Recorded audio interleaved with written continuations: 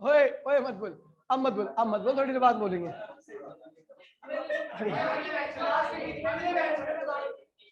नहीं नहीं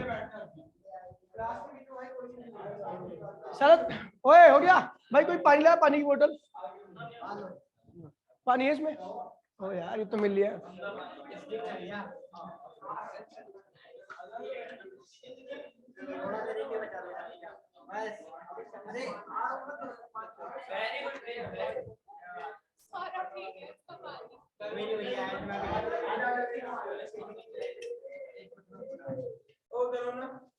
अबे कहाँ होगा?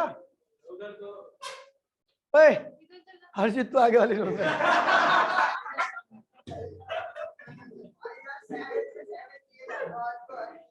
अबे भाई मैं आगे बैठने के लिए कह रहा हूँ यार, तुम बैठ क्यों नहीं? बैठे बेटा, आप बैठ बेटा, ओए आप वहीं बैठ। अब यार देखिए, आप मेरी बोलो मेरी, हर्ष आप यहीं बैठ जाओ। ओए तू यहाँ बैठ, हर्ष आप यहाँ देखना प्लीज। Good evening bro. अब देख इसे प्यार से बात करो, इसमें भी इसको दिक्कत क्या है? वो कह रहे थे ब्रो की बता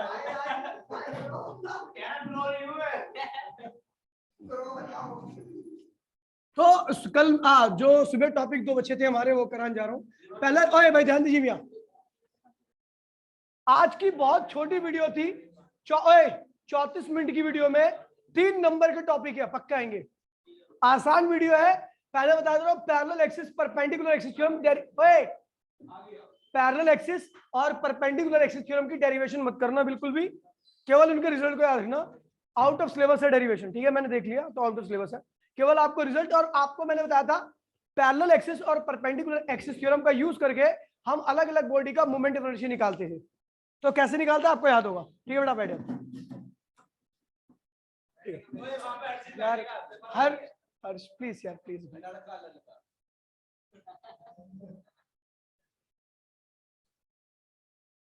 तुम दोनों लड़के उधर चले जाओ, ठीक है।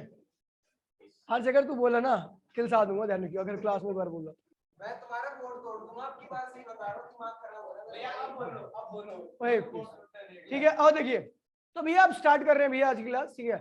तो भाई बोलो, ठीक है भैया। तो आपको डेरिवेशन नहीं करनी है पैरेलल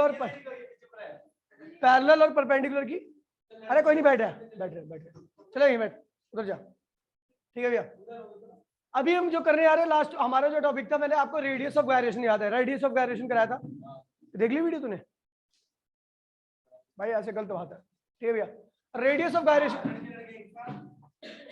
ठीक है, तो हम रेडियस ऑफ गायरेशन करने जा रहे हैं, दोबारा से कर रहे हैं। रेडियस ऑफ गायरेशन कैसे लिखते हैं? रेडियस ऑफ, भाई प्लीज यार देखिए मत भूलिए प्लीज, ठीक है। अब नहीं सीरियस हो, ठीक है। ये बॉडी है, ठीक है भैया, ये इसका एक्सिस ऑफ रोटेशन है, क्या है? This body consist with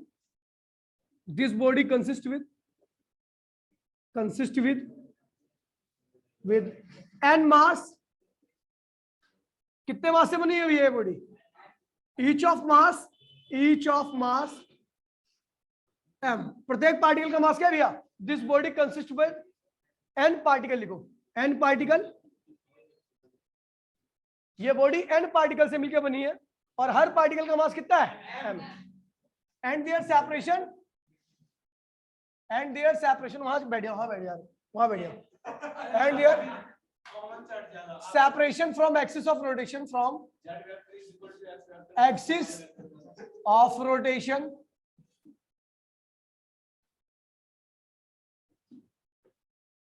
rotation कह रहा भैया ये बॉडी n मास से मिलकर बनी है और n मास से मिलकर बनी है। प्रत्येक मास का वैल्यू क्या है भैया? m है। प्रत्येक पार्टिकल का मास क्या है? m है। और उनका जो सेपरेशन है उनके एक्सिस ऑफ रोटेशन से क्या है भैया? r1 r2 r3 dot dot dot dot r। दोबारा मैं रिपीट कर रहा हूं इस चीज को कि एक बॉडी है जिसके अंदर n मास है, हर पार्टिकल का मास क्या है भैया? m है, ठीक है भैया। और उनका इस एक्सिस ऑफ रोटेशन सेपरेशन क्या है r1 r2। देखिए मान लीजिए m मास में है तो इसका सेपरेशन क्या होगा r, इस ये भी मास m है तो r क्योंकि r2 ये मास भी m है, r3 ये मास m है तो इसका सेपरेशन क्या है r है। तो इस बॉडी का कुल इनर्शिया क्या होता है, इस बॉडी का कुल इनर्शिया क्या होगा, पहले पार्टिकल का इनर्शिया दूसरे पार्टिकल nवे पार्टिकल का इनर्शिया पहले अबे नहीं आज सवेरे जो वीडियो भेजी है उसके आगे का पहले पार्टिकल का इनर्शिया क्या होगा m r1 स्क्वायर, दूसरे पार्टिकल का m हो गया। अब m कॉमन ले लीजिए,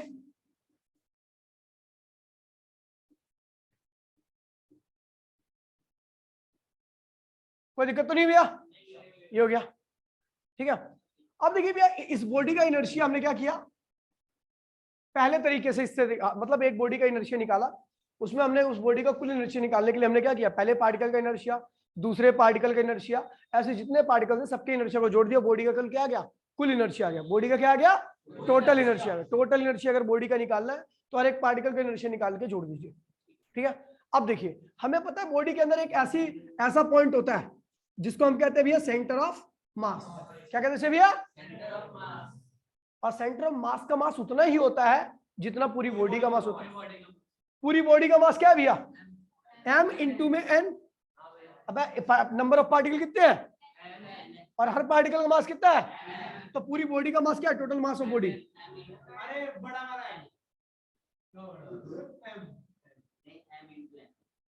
भाई फालतू ओए, तो इस पूरी बॉडी का मास क्या है भैया, nm है। तो इस पॉइंट का भी मास क्या होगा, nm होगा। क्या होगा, ध्यान दीजिए भैया, मैंने बोला था बॉडी के अंदर एक ऐसा पॉइंट होता है जिसका मास जो होता है वो उतना ही होता है जितना पूरी बॉडी का मास होता है। तो वो पॉइंट क्या कहलाता है, सेंटर ऑफ मास। और सेंटर ऑफ मास का भी मास कितना होगा, वही जो पूरी बॉडी के अंदर कितने पार्टिकल है, n। प्रत्येक पार्टिकल का मास कितना है, m। तो क्या हो गया भैया, nm। अच्छा इसका एक्सिस ऑफ रोटेशन सेपरेशन कितना है, k। क्या है, इसी को हम क्या कहते हैं भैया, रेडियस ऑफ। अगर हम इस बॉडी का इनर्शिया निकाले, देखिए भैया मैंने आपको बताया था एक पार्टिकल है जिसका मास क्या है, m है, जिसकी दूरी r है, तो इसका इनर्शिया क्या था, mr स्क्वायर, याद है। अब ये क्या हुआ, ये पूरी बॉडी नहीं ले रहा मैं, इस पूरी बॉडी के मास को ही ले रहा हूं, वो क्या है भैया, nm है। क्या है, और इसका सेपरेशन क्या है, k। तो इसका इनर्शिया क्या होगा, nm, ये मास हो गया, इनटू में उसकी दूरी कितनी है, k स्क्वायर। यानी इस बॉडी के इनर्शिया को हम दो तरीके से निकाल सकते हैं। पहला तरीका क्या है, हर पार्टिकल का इनर्शिया निकाल के जोड़ दो। दूसरा तरीका क्या है भैया, पूरी बॉडी का मास और उसके जो सेपरेशन है उसका एक्सिस ऑफ रोटेशन से उसका स्क्वायर का प्रोडक्ट, वो भी क्या देगा आपको। जैसे यहाँ पर पूरी मास कितना है, m है, सेपरेशन कितना है, तो इनर्शिया क्या हो गया, m। इस पूरी बॉडी का मास कहाँ पे लाई कर रहा है, यहाँ पर, इसका सेपरेशन क्या है, k। तो इस पूरी बॉडी का इनर्शिया क्या होगा, nm k स्क्वायर, है ना, समझ गए भैया। तो ये होगी आपकी सेकंड इक्वेशन। मुझे पता है, हाँ नहीं नहीं ऐसा नहीं होता, तब अलग हो जाएगा। एक्सिस ऑफ रोटेशन की वैल्यू एक बॉडी के लिए अलग अलग होती है, सॉरी रेडियस ऑफ गायरेशन की वैल्यू एक बॉडी के लिए अलग अलग होती है, अभी आपको पता लग जाएगा, ठीक है। चलो भैया देखिए, तो मैंने कहा ये इनर्शिया उसी बॉडी का, ये भी इनर्शिया उसी बॉडी का, तो क्या होगा, from first and second equation, from first and second equation क्या कहती है भैया, m n k स्क्वायर बराबर में क्या होगा भैया आपका, m r1 square, r n square, कोई दिक्कत तो नहीं उठा, ठीक है भैया। m से m क्या होगा, कैंसिल कर दीजिए, तो k स्क्वायर क्या होगा, r1 square r2 square upon में क्या हुआ, n हो गया। अब ये k की वैल्यू यहाँ पे निकालिए तो k क्या आएगा, अंडर रूट में जाएगा। यही क्या होता है भैया, रेडियस ऑफ गायरेशन। क्या होता है भैया, तो रेडियस ऑफ गायरेशन की डेफिनेशन क्या होगी, तो it is the perpendicular separation in between the centre of mass and axis of, ये क्या है, एक्सिस ऑफ, और ये क्या है, इन दोनों के बीच की जो दूरी होती है उसी को क्या कहते हैं। तो यही ध्यान रखना, it is the perpendicular separation from axis of rotation and centre of mass of given body. ठीक है भाई, ठीक है भैया। तो ये हो गया भैया आपका रेडियस ऑफ गायरेशन, समझ में आई बात नहीं। और एक बात ध्यान रखना, बॉडी का इनर्शिया निकालने का हमारे पास दो तरीके हैं, दोबारा बोल रहा हूँ। पहला है कि बॉडी के सारे पार्टिकल का इनर्शिया निकाल के जोड़ दो, और दूसरा तरीका है कि भैया बॉडी का सेंटर ऑफ मास पता है, बॉडी का सारा मास वहां पे लाई करेगा, उसका एक्सिस ऑफ रोटेशन जो दूरी होगी उसको रेडियस ऑफ गायरेशन करेंगे, तो बॉडी का कुल मास इनटू में रेडियस ऑफ गायरेशन का स्क्वायर का प्रोडक्ट क्या देगा आपको, उसी बॉडी का इनर्शिया देगा। दोनों इनर्शिया क्या होंगे भैया, बराबर होंगे। यहाँ से आप रेडियस ऑफ गायरेशन निकाल सकते हो भैया। खत्म हो गया, फटाफट फोटो ले भैया, फोटो ले, अबे फोटो ले यार भाई, लिख मत बाद में। कौन ले रहा है?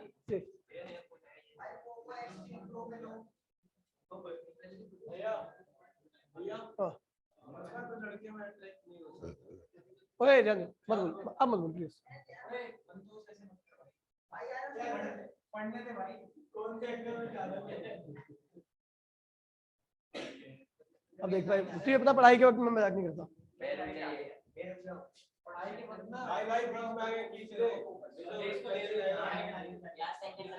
ओए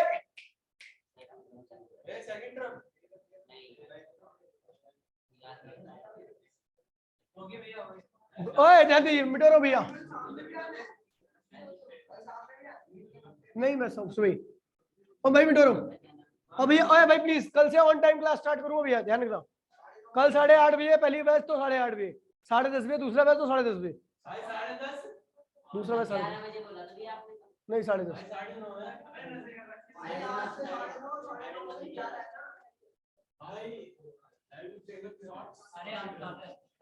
अब देखिए भाई please, radius of gyration of different, ओए radius of gyration of different body, ध्यान दीजिए, radius of gyration of different body, ध्यान दीजिए, इंपॉर्टेंट टॉपिक है। आपको पता है एक रिंग है, ओए पीछे मैंने कराया था रिंग, रिंग के सेंटर से जो एक्सिस पास होता है उसका इनर्शिया क्या होता है भैया, mr²। क्या होता है भैया आपको, ओए इज्जत नहीं रहा सारी ना तेरे को हरजीत। आपको पता है भैया इस रिंग के सेंटर से इसका मास क्या है भैया, m है मास, r क्या है रेडियस, तो इसका इनर्शिया एक्सिस से क्या होगा, mr²। क्या होगा आपको पता है, इस इनर्शिया को आप रेडियस ऑफ गायरेशन से भी निकाल सकते हो। क्या होगा, I इक्वल्स टू में m k²। इस बॉडी का पूरा मास क्या है भैया, m है, और इसका रेडियस ऑफ गायरेशन क्या है, k²। मान लीजिए लेट कर लिया, तो आपको पता है ये इनर्शिया और ये इनर्शिया दोनों क्या होंगे, आपस में बराबर होंगे, तो यानी m k² बराबर में m से m क्या होगा, कैंसिल होगा, तो k इक्वल्स में क्या हो गया, r। यानी आप रिंग के केस में जब रिंग के एक्सिस से मोमेंट ऑफ इनर्शिया निकाल रहे हो, तो जो रेडियस होगी वही क्या होगी, रेडियस ऑफ गायरेशन भी होगी। अगर रिंग के एक्सिस से मोमेंट ऑफ इनर्शिया निकाल रहे हो तो उस केस में आपका रेडियस और रेडियस ऑफ गायरेशन दोनों क्या होते हैं भैया, आइडेंटिकल होते हैं। अब देखिए दूसरा, डायमीटर याद है भैया, डायमीटर से डायमीटर का इनर्शिया रिंग का क्या था भैया, हाफ mr², हाफ mr²। और आपको पता भैया इनर्शिया I इक्वल्स टू में m² भी होता है, तो ये दोनों इनर्शिया क्या होंगे, बराबर होंगे। तो क्या होगा, m² बराबर में हाफ m से क्या होगा, कैंसिल होगा, की वैल्यू क्या होगी, r/√2। यानी जब आप रिंग के डायमीटर के अलॉन्ग इनर्शिया निकालोगे तो उस केस में रेडियस ऑफ गायरेशन की वैल्यू क्या होगी, r/√2। मतलब इस बार इसका सेंटर ऑफ मास क्या होगा, कहीं और लाई करेगा, मतलब इतने डिस्टेंस पर, इतने एक्सिस ऑफ रोटेशन से इतनी दूरी पर उसका सेंटर ऑफ मास लाई करेगा।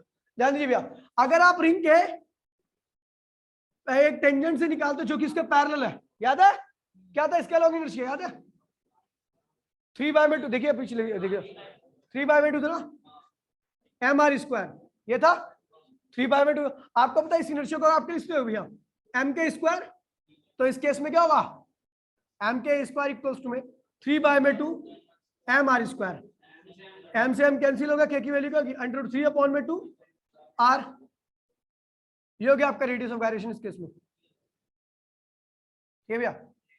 अब देखिए, यानी आप यहां पर एक चीज देख रहे हो, ऑब्जर्व क्या कर रहे हो कि आप एक्सिस ऑफ रोटेशन यहां पे ये रखा तो रेडियस ऑफ गायरेशन की वैल्यू आ गई, एक्सिस ऑफ रोटेशन डायमीटर रखा तो आपका रेडियस ऑफ गायरेशन की वैल्यू आ रही है। एक्सिस ऑफ रोटेशन अगर आपने टेंजेंट रखा जो कि उसके प्लेन के पैरेलल है तो रेडियस ऑफ गायरेशन की वैल्यू ये आ रही है। मतलब आपका रेडियस ऑफ गायरेशन की वैल्यू अगर लगातार क्या हो रही है भैया, अगर आपको बॉडी का इनर्शिया पता है तो आप उसका रेडियस ऑफ गायरेशन आसानी से निकाल सकते हो। आप क्या करोगे, उस बॉडी का इनर्शिया बराबर में एम के स्क्वायर और वहां से आपकी के की वैल्यू आ जाएगी। ठीक है, अब देखिए याद है इसके अलावा कितना था 2m आर स्क्वायर, तो आपको पता ही इनर्शिया, इनर्शिया को हम क्या लिखते हैं एम के स्क्वायर, तो के स्क्वायर देखिए भैया यहाँ पे के की वैल्यू क्या आएगी √2r। भैया आपको डिस्क का पता है, डिस्क का भी निकाल लोगे सारे केस में, डिस्क का इनर्शिया जितना ही पता है डिस्क का भी निकाल लोगे। स्फीयर का याद है, स्फीयर का इनर्शिया क्या होता है 2/5। सुबह वाली रिकॉर्डिंग देख लो ना, मैं पहले बता रहा हूँ सब करा रखा। और ये किसके बराबर होगा एम के स्क्वायर के, एम से क्या हुआ कैंसिल, तो √2/3r ये हो गया। अभी इसी का टेंजेंट के लॉन्ग एक स्फीयर का इनर्शिया इसके टेंजेंट के लॉन्ग, तो याद है आपको इनर्शिया क्या आता भैया 7/5 mr², और एक इसके बराबर होगा एम के स्क्वायर के, एम से एम क्या हुआ कैंसिल होगा तो के की वैल्यू क्या होगी √7। ठीक है भैया, तो ये रहा, ये आपका रेडियस ऑफ, किसी का भी इनर्शिया आपको पता हो आप एम के स्क्वायर के बराबर कर दोगे, आपको रेडियस ऑफ गायरेशन की वैल्यू क्या होगी मिल जाएगी। समझ गया भैया, फटाफट देख लिए, फोटो ले ले ये फोटो ले भाई राजू, समझ गया रेडियस ऑफ गायरेशन का कंसेप्ट, और नोट में लिख देना भैया ये बात ध्यान में रखना कि रेडियस ऑफ गायरेशन की वैल्यू एक्सिस ऑफ रोटेशन का चेंज करने पर क्या होती है चेंज हो जाती है। एक ही बॉडी में अगर आप अलग अलग तरीके से घुमाओगे तो उसका radius of axis of rotation क्या होगा चेंज होगा, और एक्सिस ऑफ रोटेशन चेंज होने के साथ रेडियस ऑफ गायरेशन की वैल्यू क्या होगी चेंज होगी। एक्सिस ऑफ, दोबारा बोलो, रेडियस ऑफ गायरेशन कंसेप्ट क्या देता है, ये सीधा इतना ध्यान रखना एक्सिस ऑफ रोटेशन और सेंटर ऑफ मास के बीच की दूरी।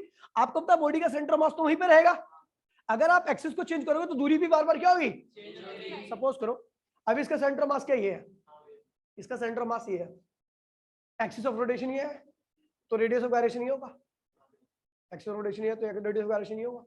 अगर आप एक्सिस ऑफ रोटेशन ये करोगे तो रेडियस ऑफ गायरेशन क्या होगा ये हो जाएगा, आप एक्सिस ऑफ रोटेशन ये करोगे तो रेडियस ऑफ गायरेशन, तो सेंटर ऑफ मास सेम रहेगा लेकिन एक्सिस ऑफ रोटेशन का चेंज होने पर रेडियस ऑफ गायरेशन का तभी चेंज होता है, क्योंकि इट इज डेफिनेशन नॉर्मल है, it is the perpendicular separation from the axis of rotation and centre of mass, centre of mass और एक्सिस ऑफ रोटेशन के बीच की दूरी। और आपको पता है आप इस दूरी को चेंज कर सकते हो, रेडियस ऑफ गायरेशन भी क्या होता है चेंज होता रहता है। इसलिए हर केस में एक ही बॉडी के लिए रेडियस ऑफ गायरेशन की वैल्यू क्या रही है अलग अलग आ रही है, क्योंकि आप एक्सिस ऑफ रोटेशन को क्या कर रहे हो बार बार चेंज कर रहे हो, इसके कंसेप्ट है इसका। ठीक है भैया, फोटो ले लिया। हाँ कौन सा ये सर्कल थोड़ी नहीं, ये रिंग है। सुबह की रिकॉर्डिंग देखी ना तो गधे जाके देखियो, यहाँ पे लिख रहा हूं it is different for same body as we change, या फिर समझ गया ना, छोड़ो एज वी वगैरह लिख दिया। हाँ शिवम वांट्स टू, सैमुअल्स कौन है यहाँ पे, कौन है सैमुअल्स, कोई नहीं है, सब शिवम है, शिवम कन्नौज है नाम उसका, सैमुअल नहीं है, ही इज शिवम ना।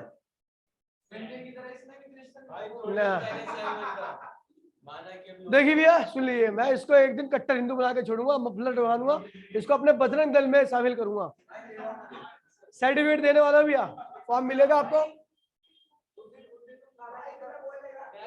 अब काला टीका हमारे लिए ठीक है, दिल लेनी है, तेरे में दिखेगा, ठीक है। बजरंग दल में अगर आपको बजरंग दल में अगर आपको शामिल होना है तो भैया उसके लिए कुछ शर्तें हैं। कपल्स को देखकर गुस्सा आता है, अगर आता है तो आप एलिजिबल है। आपने बेटा आपका रिकॉर्ड खराब है,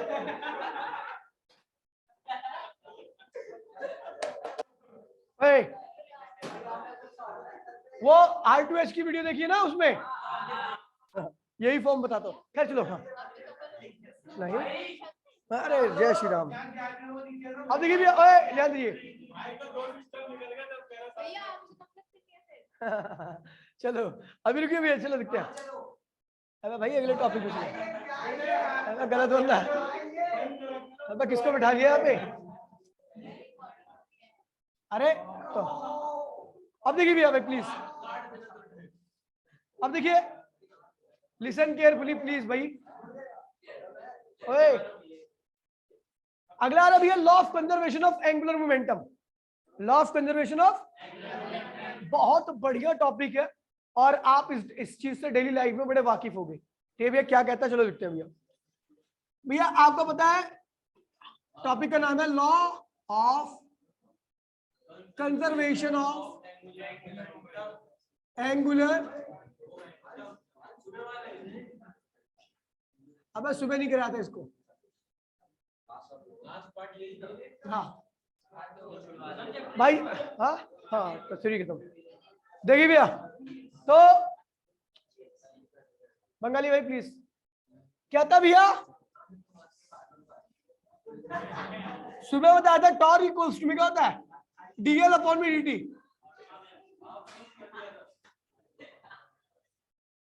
मैंने कहा था भैया कि टॉर्क इक्वल्स टू में डीएल अपॉन में डीटी होता है, सुबह की वीडियो में भाई प्लीज आप देख लेना, ठीक है। तो टॉर्क इक्वल्स में डीएल अपॉन में डीटी होता है। जैसे आपका फोर्स क्या होता है, डीपी अपॉन में डीटी होता है, वैसे टॉर्क क्या होता है, डीएल अपॉन में डीटी होता है। ठीक है चलो,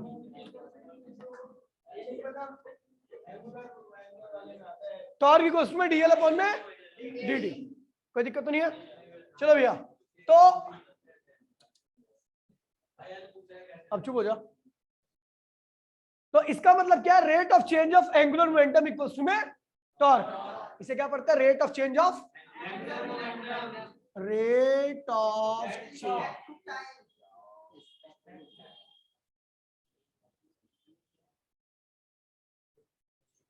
rate of change of angular momentum किसके बराबर होता है, टॉर्क के।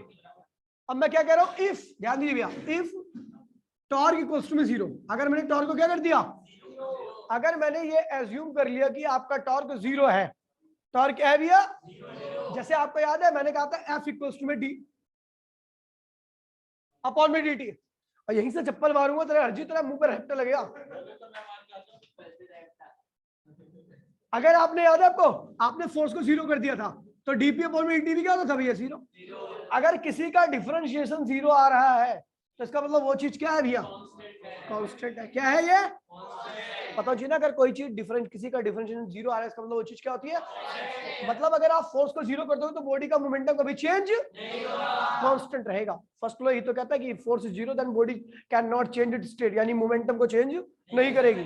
अगर मैंने क्या कर दिया, टॉर्क 0 कर दिया, क्या कर दिया, तो इसका मतलब क्या है, डी देन डीएल अपॉन में डीटी भी क्या हो गया भैया, 0। अगर डीएल अपॉन में डी 0 आ रहा है, इसका मतलब एल क्या है, एल क्या है। अब इसका मतलब क्या है, चलो देखते हैं भैया। अब पी कांस्टेंट का मतलब है कि P1 इक्वल्स में P2, क्या है,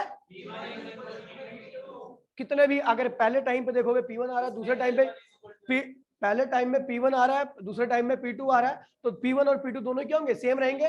कब, जब आपका फोर्स क्या रहेगा, 0 रहेगा। ऐसे ही जब आप टॉर्क नहीं लगाओगे, टॉर्क की वैल्यू 0 रहेगी, तो आपका एल हमेशा क्या रहेगा, कांस्टेंट, यानी L1 इक्वल्स टू में क्या होगा, L2। अब देखिए इन दोनों चीजों से मैं, ये न्यूमेरिकल के लिए बनने जा रहा है और ये कंसेप्ट के लिए बनने जा रहा है। ठीक है भैया, तो मैं देख रहा हूँ भैया एल, अभी मैंने परसों एक रिलेशन कराया था, बहुत सारे रिलेशन कराए थे, जिसमें मैंने आपको बताया था relation in between L and I. तो ये क्या था भैया आपका, एल इक्वल्स टू में आई ओमेगा, क्या था भैया, ठीक है भैया, एल इक्वल्स टू, ये रिलेशन का इस्तेमाल करके पहले मैं कंसेप्ट के देखिए क्वेश्चन कैसे आते हैं, कंसेप्चुअल क्वेश्चन कैसे आते हैं। तो वी नो एल क्या है, यहां पर कांस्टेंट है, तो एल ओमेगा भी क्या होगा, आई ओमेगा भी क्या होगा, कांस्टेंट होगा। तो ओमेगा क्या होगा, कांस्टेंट अपॉन में आई हो गया। तो जब कांस्टेंट हटाओगे तो क्या होगा, I is inversely equal to omega, I is inversely equal to बहुत तगड़ा कंसेप्ट है भैया, अभी आपके तोते हिल जाएंगे, इतने बढ़िया कंसेप्ट है। देखिए भैया, आपको पता है इनर्शिया जो होता है बॉडी की रेडियस पे डिपेंड करता है। बॉडी का साइज जितना ज्यादा होता है उसकी रेडियस उतनी ज्यादा होगी, उसका इनर्शिया उतना ही क्या होता है, ज्यादा होता है। छोटा पंखे का साइज कम होता है, उसका इनर्शिया क्या होता है, कम होता है। अब देखिए भैया, आपने देखा होगा भैया कि जब आप हाथ ऐसे करके घूमते हो तो आपकी स्पीड क्या होती है, स्लो होती है। लेकिन जैसे हाथ को ऐसे कंप्रेस कर लोगे तो आपकी स्पीड क्या होगी। देखिए यहाँ पे पॉसिबल तो नहीं है, वरना मैं कर देता, कोई दिक्कत नहीं। ठीक है, चलो मैं पंखे का एग्जांपल लेता हूँ। ठीक है, वो अलग चीज है। ठीक है, मेरी बात सुनिए भैया। बड़ा पंखे की स्पीड क्या होती है, एक मिनट भैया, पंखे पे सेम टॉर्क लग रहा है, क्या लग रहा है भैया। आप देखोगे बड़ा पंखे की पंखड़ी ज्यादा होती है, इनर्शिया क्या होता है, ज्यादा होता है, लेकिन उसकी रोटेशनल स्पीड क्या होती है, कम होती है। ओमेगा क्या है, रोटेशनल स्पीड, और आई क्या है। लेकिन छोटा पंखा देखो, छोटे पंखे का साइज क्या होता है, इनर्शिया भी क्या होगा, ज्यादा, इनर्शिया क्या होगा, कम होगा, और इनर्शिया कम होगा तो उसकी रोटेशन स्पीड क्या होगी। यानी जिस चीज का इनर्शिया कम होता है उसकी रोटेशन स्पीड क्या होती है, जिसका इनर्शिया ज्यादा होता है उसकी रोटेशन स्पीड क्या होती है, कम। अब देखिए बहुत सारे इसके एग्जांपल है। कह रहा है भैया एक जो बैली डांसर होती है, बैली डांसर, ठीक है, एनसीईआरटी में एग्जांपल लिखा हुआ है, बहुत सारे एग्जांपल है बैली डांसर का। बैली डांसर जब अपने हाथ को यूं खोलकर डांस करती है तो उसकी रोटेशन स्पीड क्या होती है, कम होती है। रीजन क्या होता है, क्योंकि इस केस में उसका हाथ का आर्म की लंबाई क्या है, ज्यादा है, इनर्शिया भी क्या होगा, ज्यादा। इनर्शिया ज्यादा होगा तो रोटेशन स्पीड क्या होगी। लेकिन जैसे ही वो क्या करते हैं भी, अपने हाथ को स्विंग करती है, वैसे क्या होता है, इनर्शिया क्या होता है, कम हो जाता है, और उसकी रोटेशन स्पीड क्या होती है, बढ़ जाती है। ठीक है भैया। दूसरा एग्जांपल है भैया कि जब बंदा जो डाइव करते हैं करके उछलते हैं और उसके बाद यू ऐसे हो जाते हैं छोटे से, मतलब देखिए। ठीक है, पहला एग्जांपल है, अगर आपका जो बैली डांसर है उसने अपने हाथ को फैला रखा है तो इसकी रोटेशन स्पीड क्या है भैया, इसकी रेडियस ज्यादा है, इसका रेडियस ज्यादा है। ओए भाई प्लीज बोलिए नहीं कोई भी। इसकी रेडियस क्या है, यहां से r1 ज्यादा है, इसकी इसका इनर्शिया क्या होगा, ओमेगा 1, और इसकी रोटेशन स्पीड क्या होगी, इसका इनर्शिया क्या होगा, I1, इसकी रोटेशन स्पीड क्या होगी, ओमेगा 2। जैसे इसने अपने हाथ को कंप्रेस किया,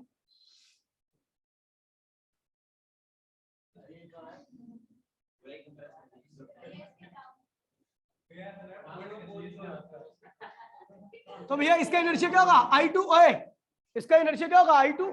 रेडियस काफी कम हो चुकी है, रेडियस की काफी कम हो चुकी है, इसकी आर्म की लेंथ क्या हो चुकी है भैया, बहुत कम हो चुकी है। अब बहुत कम हो चुकी है, R2 ले लेते हैं इसको। ठीक भैया, इसकी रोटेशन स्पीड क्या होगी, ओमेगा 2। आप देखो किस केस में इनर्शिया ज्यादा होगा, I1 ज्यादा होगा, I2।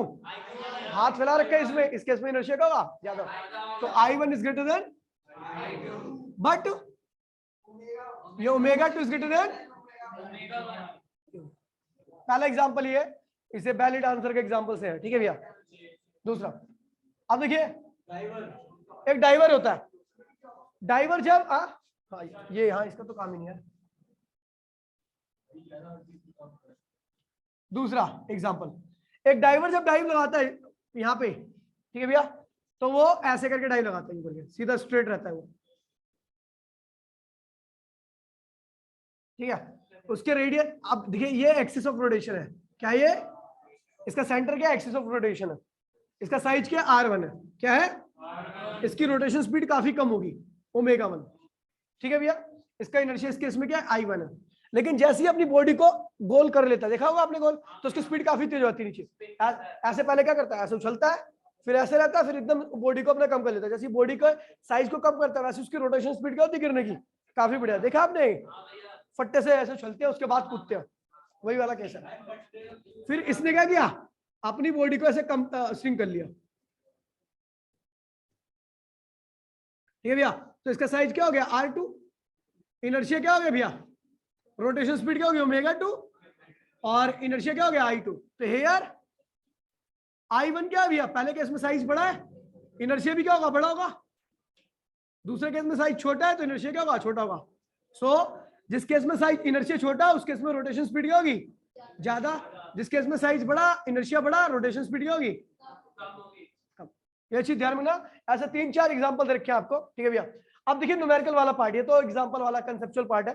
बहुत सारे ऐसे होते हैं, कई बार आपको उन एग्जांपल्स के अलावा भी दूसरा एग्जांपल दे दिया जाएगा कि भैया कह रहा है कि भैया इस केस में इसकी रोटेशन स्पीड कम है लेकिन इस केस में रोटेशन स्पीड ज्यादा होगी। ठीक है भैया, ऐसा क्यों? क्योंकि जब आपका हाथ कुछ भी हो भैया तो आपको याद रखना है जहाँ पे रोटेशन स्पीड ज्यादा है इसका मतलब वहां पे इनर्शिया क्या होगा, कम, और जहाँ पे रोटेशन स्पीड कम होगी वहां पे इनर्शिया क्या होगा, ज्यादा। ये चीज ध्यान रखना, बाकी और कोई दिक्कत नहीं है। ठीक है भैया, अभी देखिए न्यूमेरिकल में क्या आएगा। देखिए आपको पता है L1 इक्वल्स टू में L2, तो L1 को क्या लिखोगे, I1 ओमेगा 1, और L2 को क्या लिखोगे, I2। इस केस का I1 ओमेगा 1 बराबर में इस केस का I2 ओमेगा 2। ठीक है भैया, इस केस का I1 ओमेगा 1 बराबर में इस केस का I2 ओमेगा 2। ठीक है भैया, इस केस का I1 ओमेगा 1 इस केस का I2 ओमेगा 2 के बराबर रहेगा। ये न्यूमेरिकल। ओए क्वेश्चन कैसे आते हैं भैया, तो इसके क्वेश्चंस मैं आपको अब जब भी कराऊंगा जब आपके इसके होंगे। ठीक है, आसानी क्वेश्चन है। आपको इस बॉडी का इनर्शिया दे रखा होगा, इसकी रोटेशन स्पीड दे रखी होगी, कहेगा अब आदमी ने अपने हाथ को कम कर लिया, कंप्रेस कर लिया, उसका नया इनर्शिया इतना हो गया तो उसकी रोटेशन स्पीड क्या होगी, बहुत मतलब यहाँ पर तीन। हाँ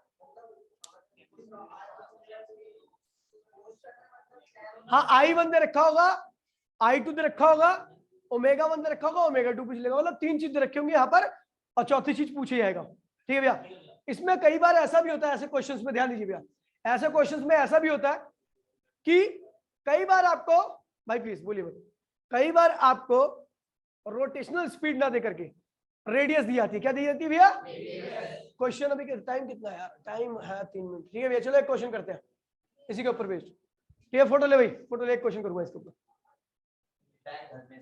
हाँ फोटो ले यार जल्दी।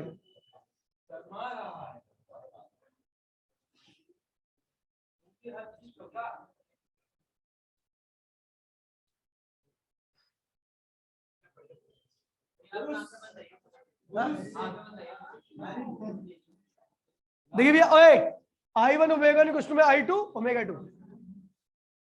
क्वेश्चन कह रहा है भैया, देखिए एक बंदा है, ठीक है भैया, वो इस रस्सी को 4 मीटर की लेंथ पर घुमा रहा है।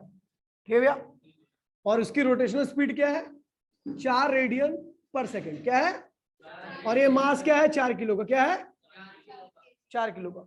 ये रस्सी किसी कारणवश छोटी हो गई, किसी कारणवश 2 मीटर की होगी, क्या होगी, 4 किलोग्राम। अभी इसकी रोटेशन स्पीड क्या होगी, ओमेगा 2। क्या होगी भैया, तो ओमेगा टी की वैल्यू निकालिए। क्या निकालिए, तो भैया देखिए सुन लीजिए, अभी अपने को पता है भैया इसका I1 क्या होगा, इसका इनर्शिया क्या होगा, मास, मास क्या है 4 और रेडियस क्या है 4, 4 का स्क्वायर क्या होगा भैया आपका 16, 64। क्या होगा भैया, 64 किलोग्राम मीटर स्क्वायर। क्या होगा भैया, इसका इनर्शिया आ गया। और रोटेशन स्पीड अपने को पता है। अच्छा, इसका इनर्शिया क्या होगा I2, मास क्या है भैया 4, रेडियस क्या है 2, 16 kg मीटर स्क्वायर। अच्छा देखिए भैया, यहाँ का L1 मूवमेंट ऑफ इनर्शिया क्या होगा, यहाँ का मूवमेंट ऑफ इनर्शिया होगा I1 ओमेगा 1। I1 क्या है भैया 64, और ओमेगा 1 क्या है भैया, I1 ओमेगा 1 लिख दो, वरना बच्चे सोचेंगे क्या लिख दिया। I1 क्या है भैया 64, ओमेगा 1 क्या है भैया 4। L2 यहाँ पर क्या होगा, I2 ओमेगा 2। I2 क्या है भैया 16 और ओमेगा 2 अपने को। अब आपको पता है यार, कोई टॉर्क तो लग ही नहीं रहा, टॉर्क नहीं लग रहा, और जब टॉर्क नहीं लगता तो इसका मतलब L1 बराबर में L2 होता है। तो L1 क्या है भैया 64 गुणे में 4, और L2 क्या है भैया 16 गुणे में ओमेगा 2। तो ओमेगा 2 क्या आ गया,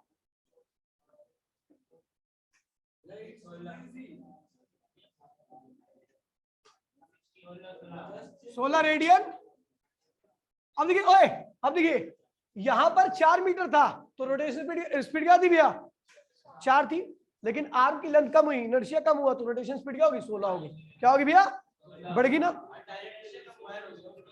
हाँ ये भैया, हाँ इनर्शिया घटा ना इस केस में, आर्म लेंथ घटी तो इनर्शिया घटा, तो रोटेशन स्पीड क्या होगी, बढ़ गई। ठीक है भैया, इस तरीके क्वेश्चन आते हैं। हमेशा ऐसा नहीं होता कि आपको डायरेक्ट I1 I2 दे रखा होगा, ओमेगा 1 दे रखा होगा, ओमेगा 2 पूछेगा। कई बार आपको रेडियस दे रखी होगी और आपको तब पूछेगा, ठीक है। क्वेश्चन करेंगे और अभी मैंने जस्ट आपको छोटा सा एग्जांपल दिया। मिलते हैं अगली क्लास में। कल से ग्रेविटेशन, कल की टाइम रहेगी 8:30 से लेके 10 और 10 से 10:30 से लेके 12। और भैया नॉन स्टॉप पढ़ाऊंगा, एग्जैक्ट टाइम पे पढ़ाऊंगा, मैंने कल से कसम खा ली है। नहीं कसम,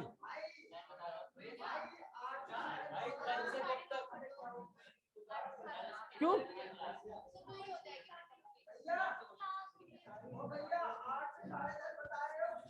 8 से 8:30 से 10 और 10:30 से 12।